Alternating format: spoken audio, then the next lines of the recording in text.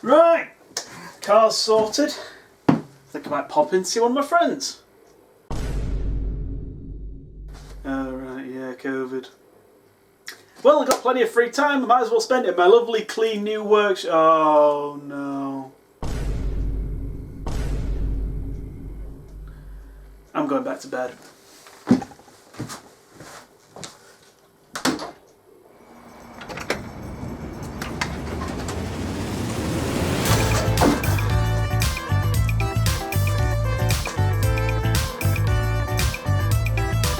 Welcome back to Project Daily Drive, and I'm back after a 4-month hiatus. Sorry about that. I was originally intending to wait a month before releasing the next video, but that turned into 4 months because of a variety of reasons.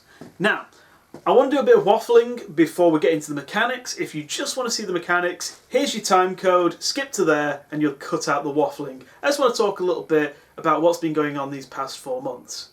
So, if you've not skipped, let's talk about the car. So how's the car been to drive for the past couple of months? Pretty good, but not great. And this isn't a problem to do with the car, it's a problem to do with the me. Specifically, it's freezing cold outside!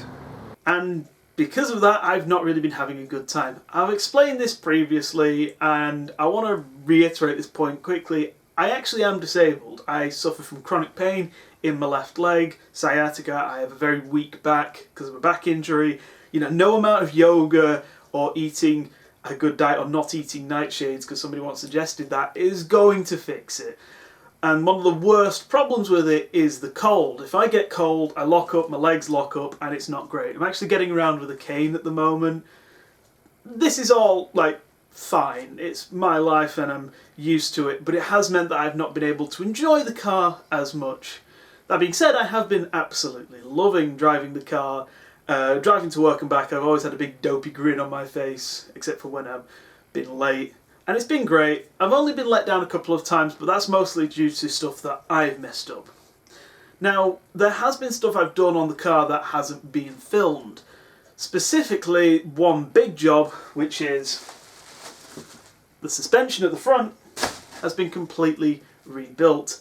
The reason I didn't film that is because I didn't do it. I had to pass the car off to a mechanic to do it instead.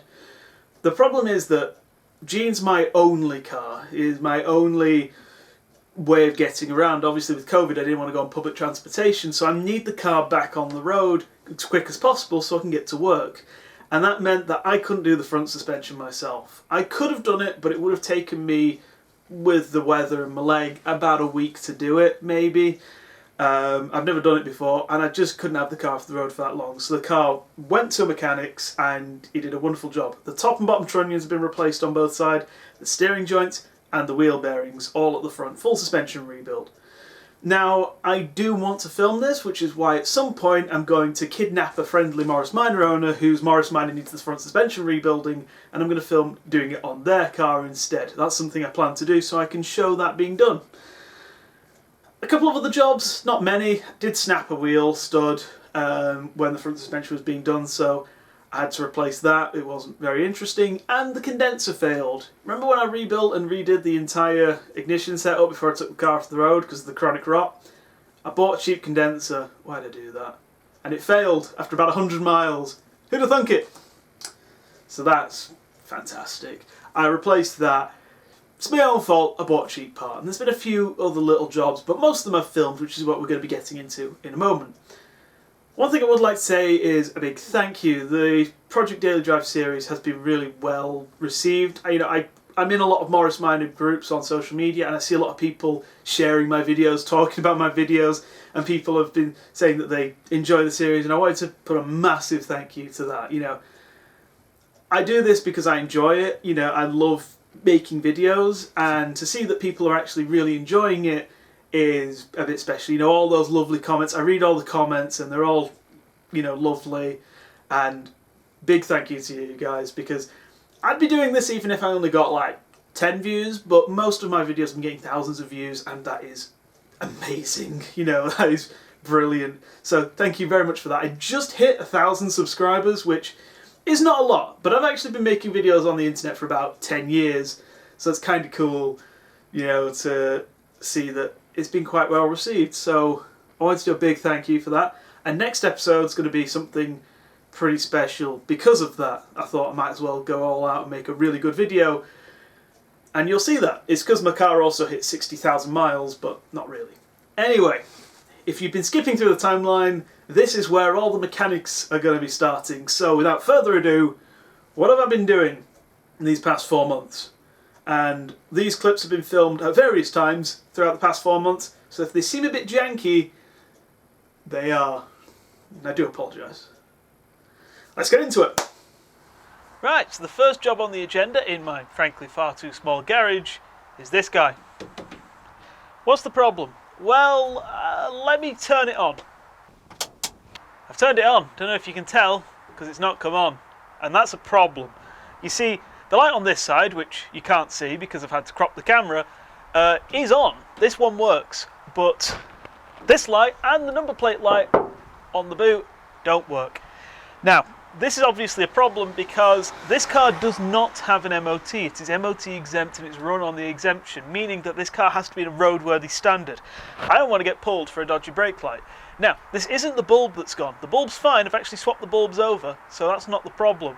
I think it's a dodgy earth. So what we're going to do is we're going to clean up the earth, and if that's not the problem, I'm going to be in trouble. You see, this isn't the first time I've tackled this, nor am I the only person to have tackled this.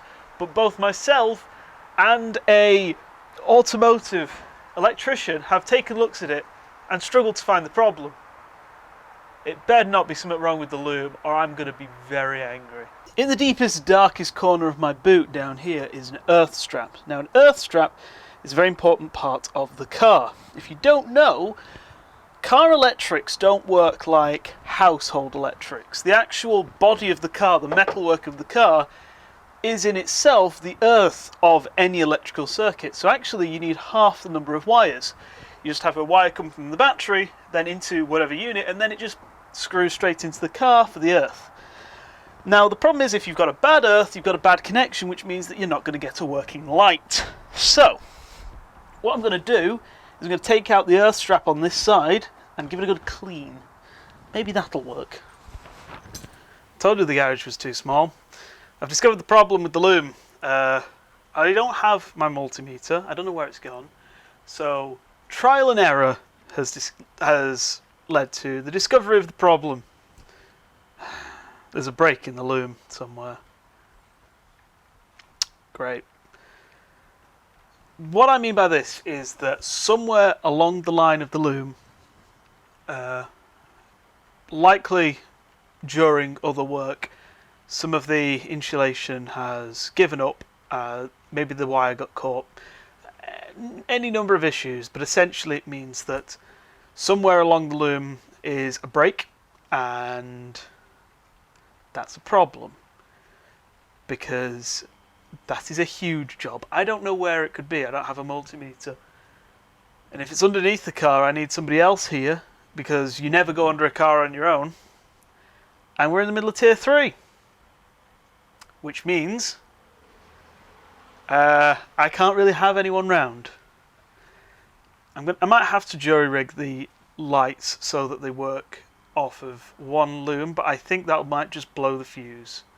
So what we're going to do is we're going to try that now, and if it blows the fuse, I'm just going to... I don't know what I'm going to have to do. I might have to pay a mechanic to do it, but that's going to be very expensive, and I don't have money. Let's try that and see if it works. As you can see, they both work. I had to basically take the power lead for this light and split it for this one. Now, that seems a bit worrying because I'm taking the power of 2 bulbs off of 1 wire, but it actually originates from 1 wire in the engine bay where the fuse is, and it just splits part of the way along to go to each one, so it's not a problem, and I've been running it for months and I haven't popped a fuse yet, so should be alright. Okay, so now I've got to do a job which I should have done months ago. It's actually the job I should have done first after getting the car back from the welders. I've got to wax oil all the cavities of the car. This is a wax oil sprayer. Now, wax oil is a rust treatment that's used on cars, classic cars and even modern cars. It's essentially a pretty powerful mix of chemicals that drives moisture off from metal and treats the rust, so it basically kills it and prevents it from rusting. It's like almost like a tar but full of chemicals that does lots of things. And wax oil is brilliant because if you wax oil a car regularly and make sure that it's kept clean and stuff like that, it'll never rust. Because of wax oil, there are still classic cars on the road that have never had any welding done, specifically because they've been wax oiled and also kept in garages and all of that. Now, I should have done this months ago because the cavities in my car weren't treated, but I didn't have a garage. My car was kept out in the open, and this is going to sound pretty horrific, but one of my cats once came home absolutely coated in tar and wax oil, and we had to clean her, and she's okay, she's fine. Here's a photo of her. But I have anxiety, and I just couldn't do it with the knowledge that wax oil may drip and get on cats. I just couldn't do it. It was just one of those. I know the irony being my car does drip oil, but my cats don't usually go into the car. But regardless, anyway, it's a silly thing, but it needs to be done now. Now, it should have been done in the summer because it takes better when it's warm, but I have to do it because it's getting freezing temperatures now. So, first thing, before I can actually do any of the wax oiling, I need to take the cover off the gearbox so I can get at the cavities of the chassis legs. It's not going to be fun.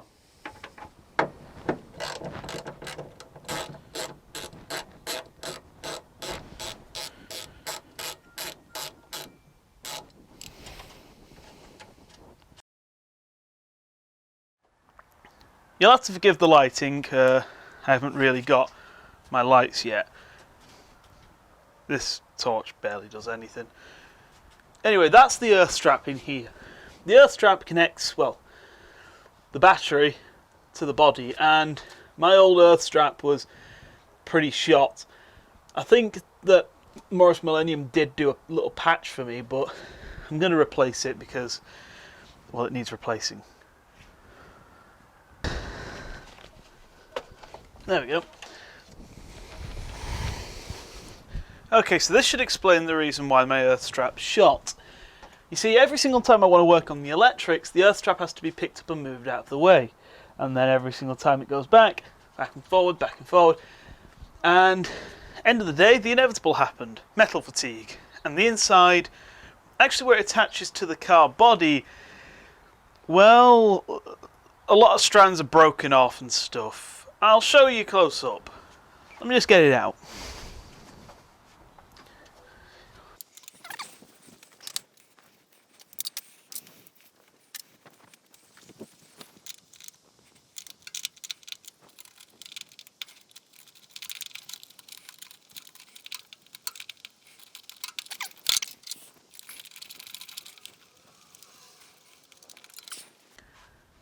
Time to introduce you to my workbench. I have a workbench now, isn't it nice?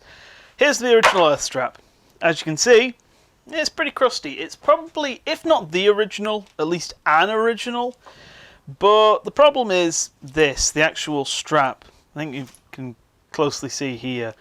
It's pretty crusty. Morris Millennium have patched this for me, so many thanks to them, but it's pretty corroded and horrible, and I'm having some electrical issues, so I'm starting from the very beginning. Here is a new earth strap. As you can see, it is metal. It is more flexible, so I'm not going to run into issues down the line. I'm going to fit a big red key eventually, but I've actually lost my big red key, so I might have to buy another one. But anyway, here's the earth strap. We're going to put this on the car, but we're going to give all of the bolts and stuff a quick clean just to make sure that the the electrics are nice and solid.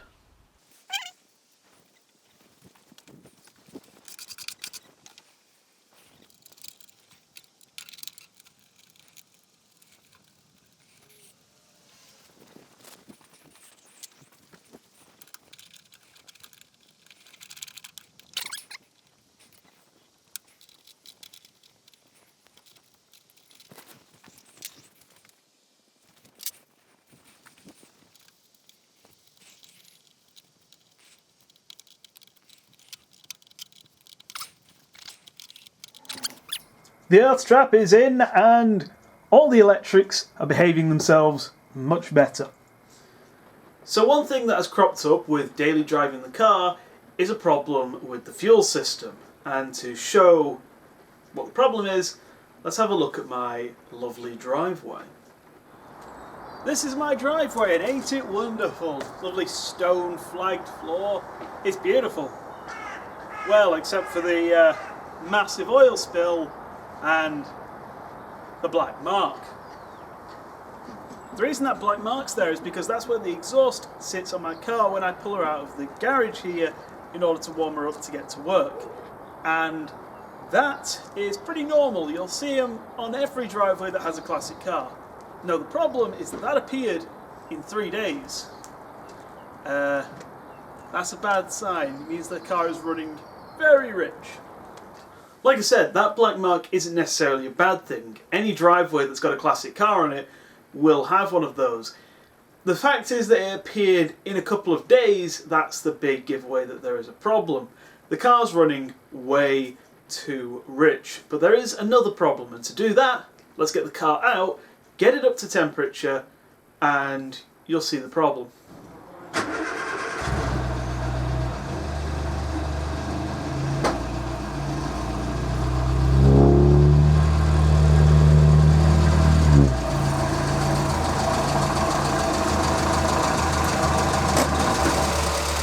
Now, I don't know if you can hear that, but I certainly can. 2 problems, or 3 actually. Running a little bit lumpy, but also that idle is far too high, and it's only going to continue to get higher. I have fully put the choke in, it shouldn't be that high. I also can smell this car stinks. Now, old cars have got a very distinct smell, it's a very nostalgic smell, and that's because they don't burn fuel as efficiently, as cleanly as a modern car. They don't have a catalytic converter. Essentially the smell is pollution, but that smell is really, really strong on this car. It completely stinks. The smell's so bad that when I park my car up in the garage, the whole house smells a bit. And that's the problem. That means that it's running way too high. It's very rich and you can smell it. I wish that I had smell-o-vision, but you'll have to just imagine that. Now, because access is really poor, as in camera access. Access to the actual engine is very easy, but I can't get a camera in there. I'll show what I'm going to do on the spare carburettor. But I need to get the idle set so that it's much lower than it currently is, and then I need to set the fuel mixture. And I have to do that while the engine's running, so I've tucked my little strands in so I don't get yanked into the engine, and I've had about 3 hours sleep, so perfect time to do it. Okay, so camera access is pretty poor in the engine bay, so I'm going to show you what I'm going to do on this. First, I need to set the idle speed. Morris Minor should idle about 1000 RPM, and I don't have a timing light. I can't tell you how fast it's idling, but I can certainly tell you it's way too high at the moment. It's probably close to 1500 RPM. Far too high. So to change that, what I need to do is turn the idle screw speed and also the throttle speed to bring the idle down low. Now, I did say earlier that it has to be so low it's almost stalling. I'm misremembering that. It's about 1000 RPM I'm trying to aim for. Smoothly running, but as slow as possible while still being quite smooth.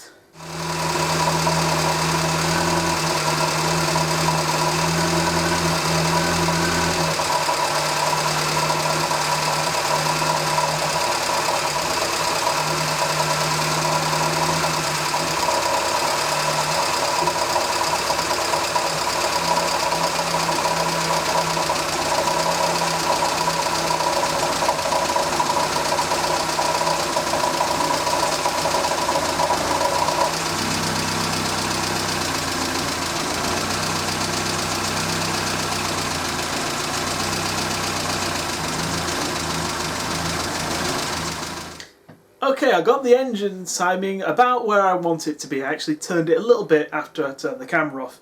Now, this is the job you're supposed to do first because I did it in the wrong order. It's setting the richness, the fuel-air mixture that goes through the carburettor. To do this, there's a bolt underneath, and you want to wind that out to make the mixture richer, and you want to wind it in to make it leaner. I think I'm remembering that right. So this is a problem that I actually encountered.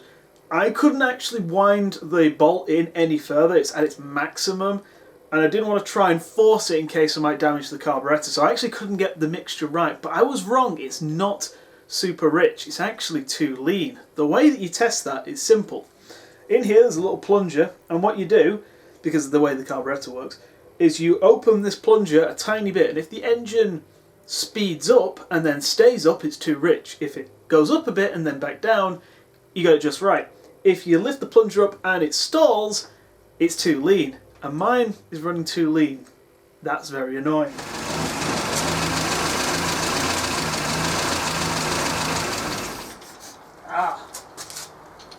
That's an issue. Okay, so I couldn't actually get the engine to run quite right. And I know what the answer is. The carburetor's just worn out. It needs a rebuild. Look. Now luckily, I have a spare, so I think I need to rebuild this sooner rather than later. I got 2 weeks off, I might as well, and get that put on the car. So, yeah. Now I think that's most of the little jobs out of the way, so, final part of the video.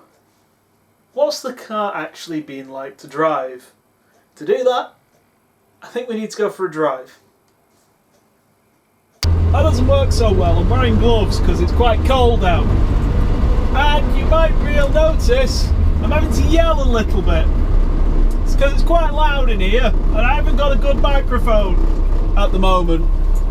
So, do apologise. But let's talk about Jean. What's she been like to drive? Well, I'm going to be honest. I actually did make this video about a month ago and I had a much more negative opinion than I do now. And that's really down to the cold. I've not been having the greatest time. Here's the thing, my commute to work is about 5 to 6 miles, give or take, depending on which way I get in. And the problem I've had is I've not really had time to warm up. We've had some real bitter cold starts, and I tend to start early at my job. All of this has kind of ended up with me being very cold when I'm in work. Sorry, me being very cold when I've been driving to work. And it's meant that my leg's been acting up and my back's been acting up, and it's not been great. But here's the thing, the car has been brilliant. It's just been the me has not been brilliant. So my opinion's changed. I'll be honest, I'm loving driving this car again. You know, it's started to warm up, we're not having as many frosts, and I'm loving it, honestly. Like, I don't know if you can see, but I always have a big dopey grin on my face whenever I'm driving this car. It's just fun. And that's what the car is. It's a fun car. And I've been really enjoying it. You know, I've been really enjoying driving. And people are smiling and waving, and just in general, it's lovely. And I've missed this. Now obviously there's been no big car meets or anything like that. I can't really be going to any of the big shows because none of them are on. A, because it's winter, and B, because of COVID. So I haven't seen my local classic car club in a while. That's a bit of a shame. I've been really looking forward to seeing them. But it has been really fun. I've been taking myself off and just having an afternoon of driving around my local area just because I can. I haven't really gone too far yet. I've been just making sure that everything's right, and also I can't go anywhere because, well, COVID's a thing. But I have really been enjoying just driving again, and I've missed that. I really have. Now, one of the things really that I've been noticing is I've got a few problems. Number one, I'm having to yell so you can hear me. The noise is a bit biblical. And that's because I've only got half of an interior in this car. That's not great. The reason I only got half the interior, there is a lot of leaks. Water just pours into this car. Oh my goodness me. Mostly through the front windscreen and the rear windscreen. And I need to change the seals, but that's not the only problem. Because there's rust. There's bubble rust, and in the corner here it's completely rotted out. Which means a specialist welding job, which is expensive, and I don't have money. So I've had to pull the carpet out from the driver's footwell. Water pools in the driver's footwell, passenger's footwell and the boot. So I've had to take anything that absorbs water out. Similarly, there's that. Lots of people pointed out, and rightly so, I've got a very noisy first gear. I know. The gearbox is worn. Now, I'll be honest. It doesn't jump out of any gears. It behaves. So I'm not changing the gearbox just yet. I'm going to put it off for as long as I can. Most of the time, sorry about the noise, most of the time I actually start in second to avoid first gear. But it doesn't pop out of gear, not even on the overrun. So for right now it's okay. I say for right now, I am going to change the gearbox. I'm not sure whether to just get a reconditioned box that's high quality or rebuild one myself. I have 2 spare gearboxes that both need rebuilding. I think I might go for a professionally rebuilt one though, because I know Morris Minor gearboxes can be a bit fiddly. Something else that needs doing is the clutch. It's pretty much worn out, so that's a big job. But I'm going to have to take that one to my local mechanic, I'm afraid. I haven't got an engine hoist. I don't know anyone with an engine hoist either, so I can't do the clutch change myself. But all in all, I'll be honest, I'm loving it. I'm loving this car so much. And my goodness me, I'm so happy that I went through with all the work, even with all the stress and the cost and the pain of doing all of it. I'm so glad I did.